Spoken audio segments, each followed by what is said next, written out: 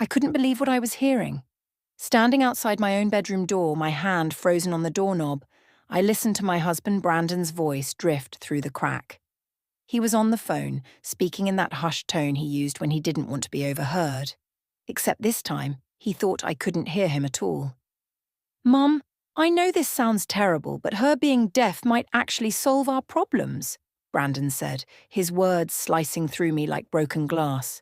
"She can't hear anything anymore, and that gives us the perfect opportunity to—" My legs felt weak. This couldn't be real. This had to be some kind of nightmare. But I could hear him perfectly clearly, every single word cutting deeper than the last. Let me back up. 5 weeks ago, I woke up to complete silence. I remember that morning so vividly. I opened my eyes and reached over to turn off my alarm clock, wondering why I hadn't heard it go off. Then I realized I couldn't hear anything at all. Not the clock, not the birds outside, not my own breathing. Nothing. Panic set in immediately. I shook Brandon awake, trying to tell him something was wrong, but I couldn't even hear my own voice. The look of confusion on his face turned to concern as he realized what was happening. He grabbed his phone and typed, "Can you hear me at all?" I shook my head, tears already streaming down my face. We rushed to the emergency room. After hours of tests, Dr. Monroe, the ear specialist, delivered the diagnosis. A severe ear infection I'd been fighting for weeks had caused sudden sensorineural hearing loss, complete deafness in both ears. "Will it come back?" Brandon had asked the doctor while I watched their lips move, trying to understand. Dr. Monroe had written his answer on a notepad for me. "It's possible, but there's no guarantee. We'll start treatment immediately and monitor closely. Some patients recover fully, others don't." Those first few days were the most terrifying of my life. I'm an elementary school teacher, and suddenly I couldn't hear my students, couldn't hear announcements, couldn't function in my job. I had to take immediate medical leave. My entire world became silent and small. But Brandon seemed like a rock. At least that's what I thought. He took time off work to help me adjust. He learned how to communicate with me through writing notes and text messages. He held me when I cried at night, feeling isolated and scared. He went with me to every doctor's appointment, every hearing test, every treatment session. His mother, Patricia, started visiting more often too. She'd bring meals, sit with me, write encouraging notes. "You're so strong, Amelia," she'd written once. "Brandon and I are here for you." I'd felt grateful, supported, loved. But there were moments that felt off. Moments I couldn't quite explain. Like when I'd walk into a room and Brandon and Patricia would suddenly stop their conversation. Their faces would shift, become carefully neutral. They'd smile at me, write something casual on the notepad, but something in their eyes seemed different. Or the way Brandon started spending more time on his phone, tilting the screen away from me. When I'd tap his shoulder to ask who he was texting, he'd wave it off as work stuff and change the subject. Patricia's visits became longer, more frequent. She'd stay for hours and I'd watch her and Brandon having these intense conversations I couldn't follow. Their expressions seemed serious, almost secretive. But whenever I'd ask what they were discussing, Brandon would write, "Just boring real estate talk," or "Mum's worried about her investments." Then there was the mail situation. Brandon started intercepting everything before I could see it. He said he was helping me by sorting through it, handling the bills, managing our accounts while I recovered. It seemed thoughtful at the time. I trusted him completely. Why wouldn't I? He was my husband. We'd been married for 6 years. He'd never given me a reason to doubt him before. The isolation of deafness was overwhelming. I couldn't talk on the phone with Nicole, my best friend, so we had to rely on text messages. I couldn't go out comfortably because I couldn't hear cars, announcements, or people trying to get my attention. I felt vulnerable in a way I'd never experienced before. Every week I went to Dr. Monroe for checkups. Every week the tests showed the same thing. No improvement. He kept adjusting my medications, trying different treatments, but nothing seemed to work. Until week 5. I sat in Dr. Monroe's office yesterday for what I thought would be another routine appointment. He did his usual examination, looking in my ears with his instruments, checking my responses. But this time his expression changed. His eyebrows went up. He looked excited. He gestured for me to put on the headphones for a hearing test. I'd done this test a dozen times before, and every time I heard nothing. Just silence. So I didn't expect anything different. But when he pressed the button, I heard it. A beep. Faint, but there. My eyes went wide. Dr. Monroe saw my reaction and his smile grew bigger. He pressed again. Another beep, this time in my other ear. Then another. And another. When the test finished, he pulled out his notepad, but before he could write, I whispered, "I can hear you." My own voice sounded strange after 5 weeks of silence, but I could hear it. Tears poured down my face. "Amelia, this is remarkable," Dr. Monroe said, and I could hear every word. "Your hearing has completely returned." He explained that while rare, it was possible with the aggressive treatment we'd been doing. The inflammation had finally gone down enough for my hearing to recover. It was almost miraculous. But then he said something that changed everything. Given the sensitive nature of sudden hearing recovery, I'd recommend not announcing it immediately, he told me, his expression serious. Some patients find it valuable to observe their environment first and adjust gradually. The transition from deaf to hearing can be jarring. Take a day or two to process this change before telling people. I nodded, but even then, something in my gut was stirring, a strange instinct I couldn't name. I drove home in my car, and for the first time in 5 weeks, I could hear the engine, the radio, the traffic around me. It should have been pure joy. But instead, I felt uneasy. When I got home, Brandon was there early, which was unusual. He smiled when he saw me, walked over and kissed my forehead. Then he wrote on our notepad, "How was the doctor? Any changes?" I could hear him breathing. I could hear the clock ticking in the kitchen. I could hear everything. But I picked up the pen and wrote back, "No change, same as always." I don't know why I lied. Some instinct told me to wait, to watch, to listen. That night, after Brandon thought I'd gone to sleep, I heard him making phone calls in the bathroom, whispering about timing and the plan. And this morning, I heard him in our bedroom, talking to Patricia. That's how I ended up here, outside my own bedroom door, my hand shaking on the doorknob, listening to my husband plot something that involved my deafness being an opportunity. My heart pounded so loud I was afraid he'd hear it, but I stayed frozen, listening to every word as my entire world crumbled around me.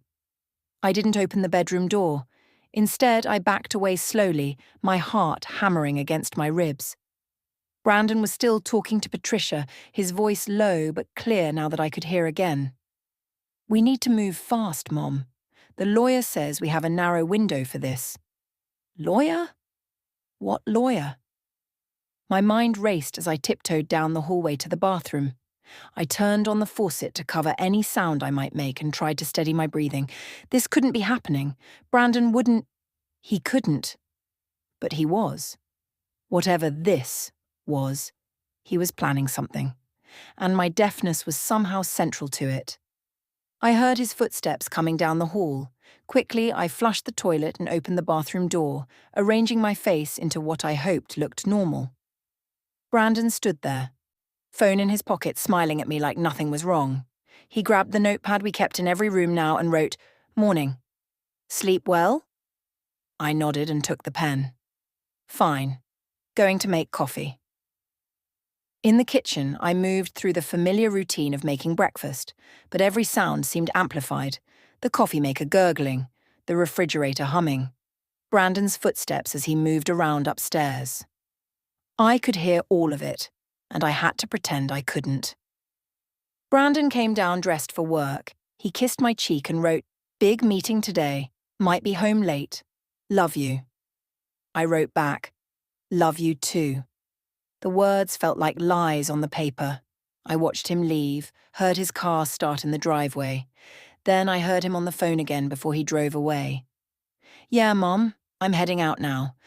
I'll stop by at lunch and we'll go over everything." The sound of his car faded down the street. I stood frozen in my kitchen, coffee cup trembling in my hands. What was I supposed to do? Call the police and say what? My husband had a conversation with his mother that sounded suspicious. I had no proof of anything, just a terrible feeling in my gut, and half a conversation I'd overheard. I needed to know more. I needed to understand what Brandon was planning. His home office was just down the hall. Brandon had always been private about his workspace, but he'd never locked it before. I tried the door. It opened easily. The office was neat, organized, typical Brandon. His desk had the usual stuff: computer, papers, pens, a photo of us from our wedding day. I stared at that photo for a moment. We looked so happy, so in love. Had that all been fake? I started searching through drawers, feeling guilty but desperate.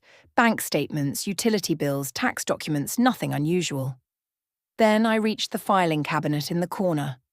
The bottom drawer had a folder pushed all the way to the back. No label on it, just a plain manila folder.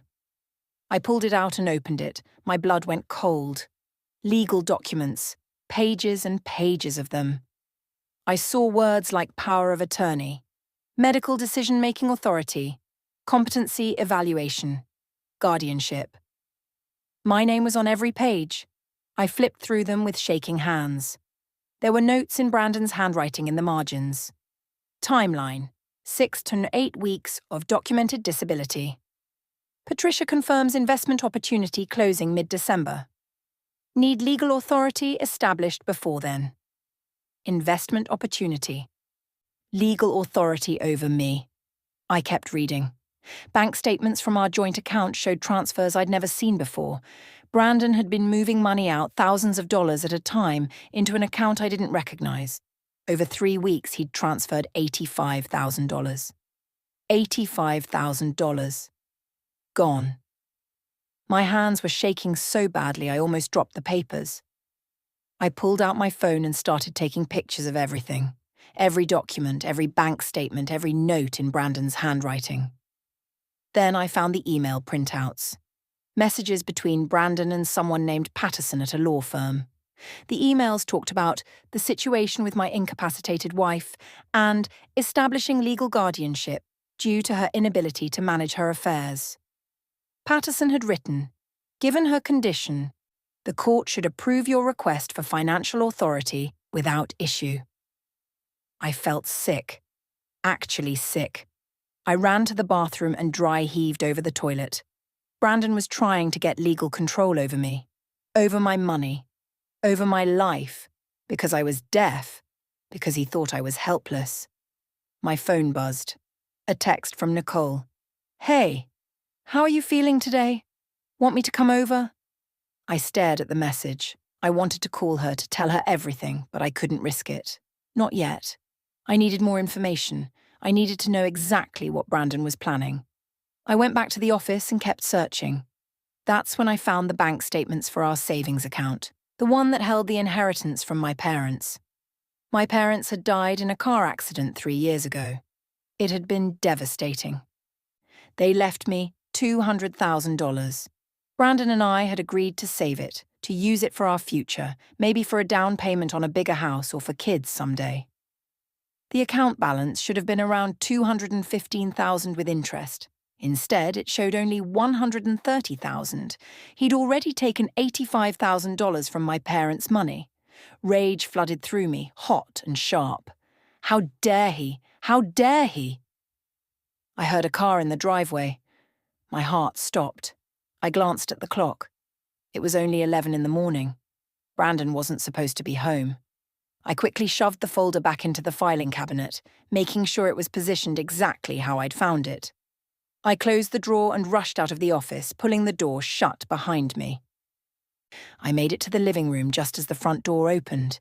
I grabbed a book from the coffee table and sat down, forcing my face to stay calm even though my heart was racing. Brandon walked in, but he wasn't alone. Patricia was with him.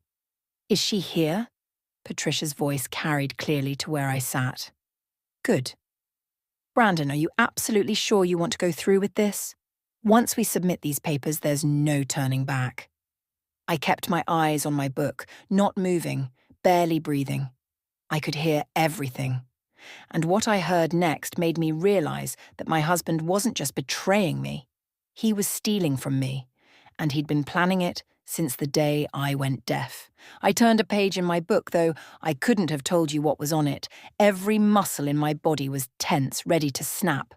Brandon and Patricia were in the entryway, close enough that I could hear every word. "Mum, we've been over this 100 times," Brandon said, his voice low and irritated. "The Riverside property deal is a once-in-a-lifetime opportunity. Gerald has 3 other investors lined up, but he's saving a spot for me because we went to college together. But I need $200,000 to buy in, and that money is sitting in our savings account." "Money from her parents," Patricia said. I heard the hesitation in her voice, but it wasn't concern for me. It was fear of getting caught. "Money that belongs to both of us legally," Brandon shot back. "We're married. What's hers is mine." I wanted to scream. That money was all I had left of my parents. They'd worked their whole lives to save it.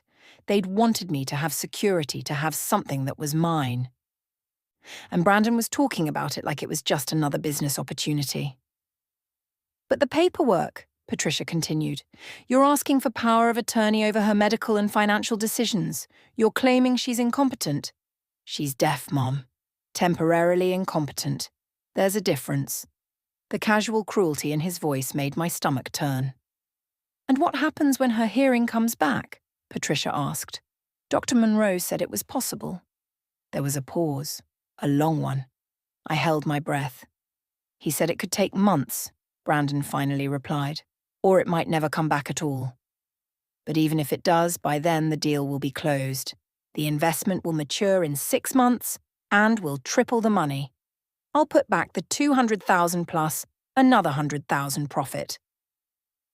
Amelia will think I'm a financial genius for growing our savings while she was recovering. And if she finds out before then?" Another pause, longer this time. "She won't," Brandon said, and his voice had gone cold. "She can't hear anything, Mom.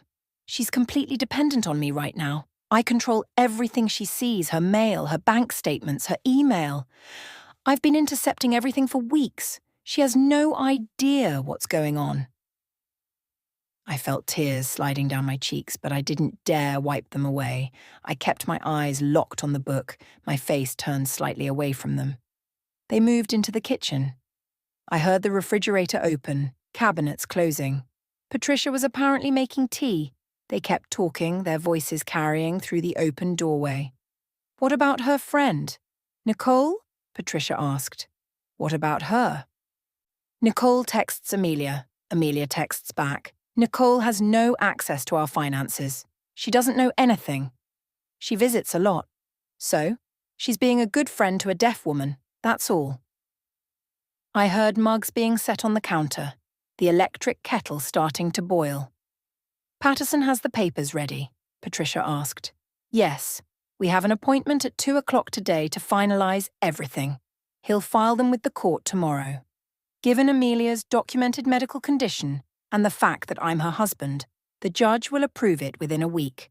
Then I'll have full legal authority to access all our accounts, including the inheritance. And the competency evaluation? Already arranged. Dr. Monroe provided documentation of her hearing loss and the impact on her daily functioning. Patterson says it's more than enough to justify temporary guardianship." Temporary guardianship? Over me? Like I was a child? The kettle clicked off. I heard water being poured. "You know," Patricia said slowly, "if you'd just asked her for the money, she probably would have agreed to invest it. Maybe. Maybe not. But this way I don't have to ask. I don't have to explain the risk. I don't have to deal with her worrying about losing her parents' money. This way it just happens and then it's done." So he knew. He knew that taking this money without my knowledge was wrong. He just didn't care. There was a knock at the door. "Who the hell is that?" Brandon muttered. I heard him walk to the front window. "It's Nicole. Perfect timing." I heard him open the door, his voice suddenly bright and cheerful. "Nicole, hey, this is a surprise." "Hi, Brandon." Nicole's voice was warm, friendly. I brought lunch for Amelia. Thought I'd surprise her. That's really sweet, but this isn't the best time. Amelia's not feeling great today and my mum's here helping out. Oh, hi, Patricia, Nicole called out. I'll just pop in for a quick visit. I haven't seen Amelia in a few days and I want to check on her. I could hear the steel under Nicole's friendly tone. She wasn't going to be turned away easily. Good old Nicole. Sure. Okay, Brandon said, his voice tight. But just a quick visit. She really needs to rest. Nicole came into the living room and I could feel her sharp nurse's eyes taking everything in. My pale face, my shaking hands, the tears on my cheeks that I'd finally wiped away. She grabbed the notepad from the coffee table and wrote, "Are you okay? You look upset." This was it, the moment I had to make a choice, keep pretending or trust my best friend. I looked at Nicole, really looked at her. Her concerned face, her worried eyes, the notepad ready for me to write my response. She'd been my best friend since we were kids. She'd held me when my parents died. She'd been there for every important moment of my life. I made my decision. I set down my book carefully. Then I looked directly into Nicole's eyes and mouthed, not wrote, but mouthed, 3 words. I can hear. Nicole's eyes went wide, but she barely reacted otherwise. Years of nursing training kicked in. She kept her face mostly neutral and wrote on the notepad, "You're warm. Let me check your temperature." Brandon was in the doorway watching. Patricia stood behind him. Nicole pulled out her phone and pretended to show me something funny, tilting the screen away from Brandon. She typed quickly, "What's happening? Should I call police?" I took the phone and typed back, my hands trembling. "Brandon trying to steal my inheritance. Has lawyer appointment at 2 p.m. today for power of attorney. Forged documents. Need evidence." Nicole's jaw tightened, but her expression stayed casual. She wrote on the notepad in big letters so Brandon could see. "She needs rest. I'll check on her tomorrow." Then she stood up and turned to Brandon with a smile that didn't quite reach her eyes. "Take good care of her, Brandon. She's so lucky to have such a devoted husband." The word devoted dripped with acid that only I could detect. The door closed behind Nicole. I heard her car start, but the engine sound didn't fade away. She'd parked down the street. Smart. She was waiting. Brandon and Patricia came back into the living room. I kept my eyes on my book, though my hands were gripping it so hard my knuckles had turned white. "That was awkward," Brandon muttered. "I don't need Nicole hanging around today of all days." "She's gone now," Patricia said. "We should leave soon. The appointment is at 2, and I want to review the papers one more time before we meet with Patterson." "Fine, let me just grab my briefcase from the office." I heard Brandon's footsteps heading down the hall.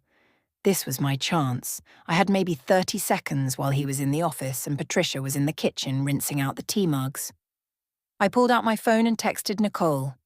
"They're leaving for lawyer at 1:30. Stay close." 3 dots appeared immediately. "On it." "I'm calling my friend who's a lawyer. Don't do anything until they leave." Brandon came back, briefcase in hand. He walked over to me and kissed the top of my head. I forced myself not to flinch away from him. He wrote on the notepad, "Mom and I have errands. Back around 4. Call if you need anything."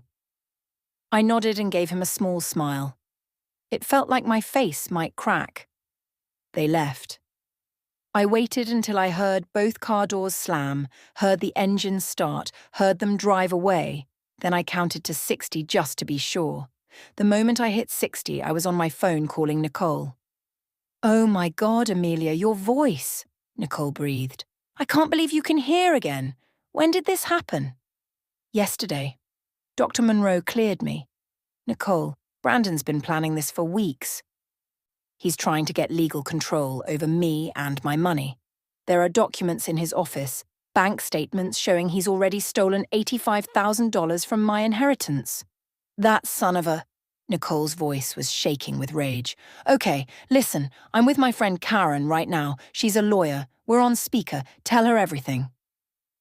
For the next 10 minutes, I poured out the whole story while Nicole drove back to my house. The documents I'd found, the conversation I'd overheard, the 2 o'clock appointment with Patterson. "This is fraud," Karen said, her voice sharp and professional. "Forgery, attempted theft, financial exploitation of a disabled person. Amelia, you need to act right now before he signs anything at that appointment. Once those papers are filed, it gets more complicated. What do I do? Get every piece of evidence you can. Photograph everything. Then you need to get to Patterson's office before your husband does and stop this." Nicole burst through my front door. "I'm here, let's move." We raced to Brandon's office. I showed Nicole where the folder was hidden. Together we pulled out every document and photographed them with both our phones. The forged signatures, the bank statements, the emails with Patterson. "Look at this," Nicole said, holding up a page I hadn't seen before. It was notes in Brandon's handwriting. "Meeting with Gerald Riverside Property. Needs 200K by Deshield 15. Amelia's inheritance. Needing perfect timing. Deafness. Day opportunity for legal access." Opportunity. He'd written it down. My disability was an opportunity to steal from me. Nicole found more emails buried in a stack. Messages between Brandon and Patricia discussing the plan. Patricia had written, "Are you sure this is ethical?" Brandon's response, "It's our money legally. I'm just taking what's already mine." "He actually believes this," I said, my voice hollow. "He actually thinks he has a right to my parents' money." "He's delusional, and he's a criminal." Karen's voice came through Nicole's phone. "How much time do we have?" I checked the clock. 45 minutes until his appointment. "Then we move now. Get to Patterson's office immediately. Call them from the parking lot. Make it clear that any papers involving your name are fraudulent and that you're competent and on your way." Nicole grabbed my arm. "Can you do this? Can you face him?" I thought about my parents. About the life they'd built, the money they'd saved, the inheritance they'd left me because they loved me. I thought about Brandon's voice saying my deafness might actually solve our problems. "Yes," I said. "I can do this." We got in Nicole's car and she drove fast, weaving through traffic. My hands were shaking as I dialed Patterson and Associates from the parking lot. "Patterson and Associates, how may I help you?" "This is Amelia Wright. I need to speak with Mr. Patterson immediately regarding my husband, Brandon Wright's 2 o'clock appointment today." There was a pause. "Mrs. Wright? I'm sorry, but Mr. Wright indicated you were unable to use the phone due to your medical condition." "I can hear perfectly fine," I said, my voice steady and cold. "My hearing returned yesterday. Please tell Mr. R. Patterson that if he values his law license, he will not proceed with any appointment involving my name until I am present in his office. I'll be there in 2 minutes." Another pause. "Please hold." 30 seconds later, a man's voice came on the line. "Mrs. Wright, this is James Patterson. I'm very confused. Your husband scheduled an appointment to discuss power of attorney arrangements due to your hearing loss and related complications. Mr. Patterson, I have fully recovered my hearing. I am completely competent. I have never authorized any power of attorney, and I have evidence that my husband has forged documents and been stealing from our joint accounts. I am walking into your building right now." Nicole and I got out of the car and headed for the entrance. Through the glass doors, I could see the reception area. And then I saw Brandon's car pull into the parking lot. "He's here," I said to Nicole. "Good," she replied, her voice fierce. "Let him see you. Let him know it's over." We walked through the doors just as Brandon and Patricia were getting out of their car. I turned and looked directly at him through the glass. Our eyes met. His face went from confident to confused to absolutely white in the span of 3 seconds. I watched the realization hit him. I was standing. I was walking normally. I was talking on my phone. I could hear. He broke into a run toward the building. Patricia grabbed his arm, her face panicked. I turned away from them and walked up to the receptionist. "Amelia Wright to see Mr. Patterson," I said clearly. "I believe my husband is right behind me." The glass doors burst open behind me. Brandon's voice, loud and desperate, cut through the quiet office. "Amelia, You can hear.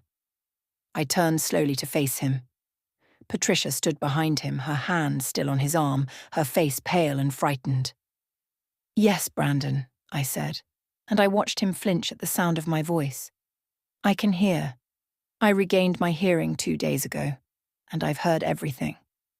Everything? What do you mean, everything?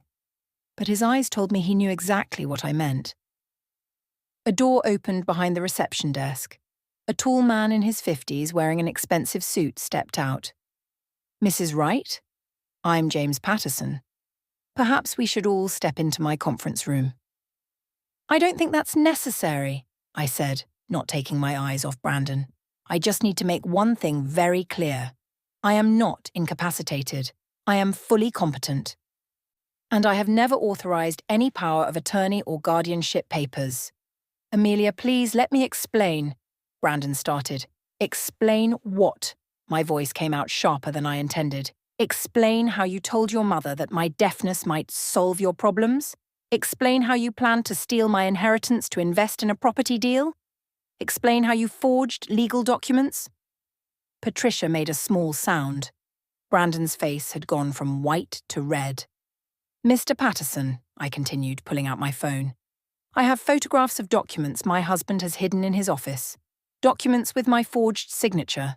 Bank statements showing unauthorized transfers of $85,000 from our joint account. And emails between you discussing my alleged incompetence. Patterson's expression shifted from confusion to alarm. I think we all need to sit down and discuss this calmly. No, I said. I don't need to sit down. I need you to know that if any papers involving my name are filed with any court, I will immediately report you to the State Bar for participating in fraud. Mrs. Wright, I assure you, I had no knowledge of any fraud.